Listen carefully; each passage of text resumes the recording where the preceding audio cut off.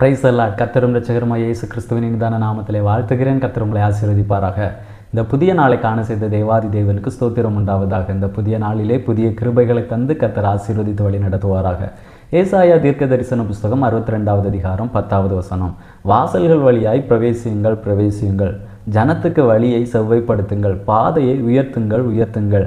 அதில் உள்ள கற்களை பொறுக்கி போடுங்கள், ஜனங்களுக்காக கொடியை ஏற்றுங்கள்.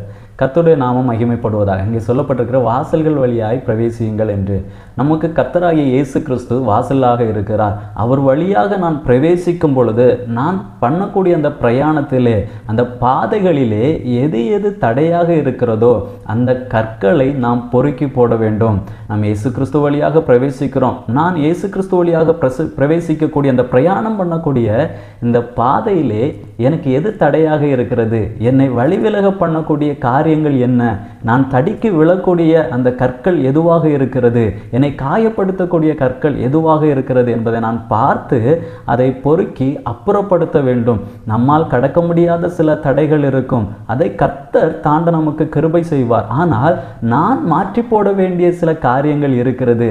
லாசரு மரித்த பொழுது லாசருவை உயிர்த்தெழும்ப பண்ணும்படியாக இயேசு கிறிஸ்து வருகிறார்.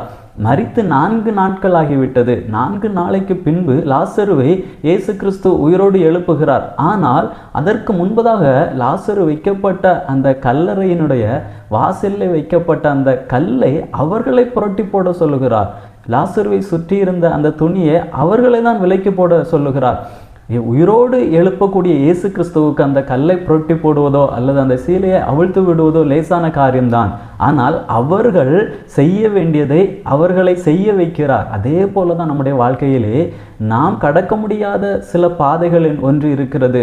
நாம் கடக்க முடியாத சில தடைகள் இருக்கிறது. இது எல்லாவற்றையும் கடக்க கர்த்தர் நமக்கு நிச்சயமாக கிருபை செய்வார்.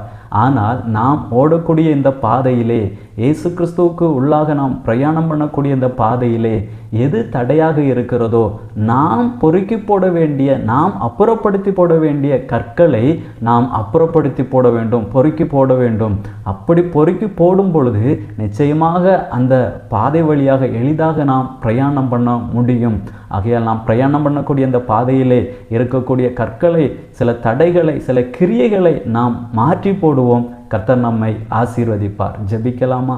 நல்ல தகப்பனை, உண்மை நன்றியோடு உண்மை துதிக்கிறோம், உண்மை ஸ்தோத்தரிக்கிறோம். அப்பா, உங்கள் வழியாக நாங்கள் பிரவேசிக்க அந்த பிரயாணத்திலே எது எங்களுக்கு தடையாக இருக்கிறதோ அந்த தடைகளை மாற்றி போட, அந்த கற்களை அப்புறப்படுத்தி போட, அதை பொறுக்கி அப்புறப்படுத்தி போட கர்த்தர் எங்களுக்கு நல்ல கிருபைகளை தந்தருளும்படியாய் ஜெபிக்கிறோம். உங்களுடைய கருத்தில் எங்களை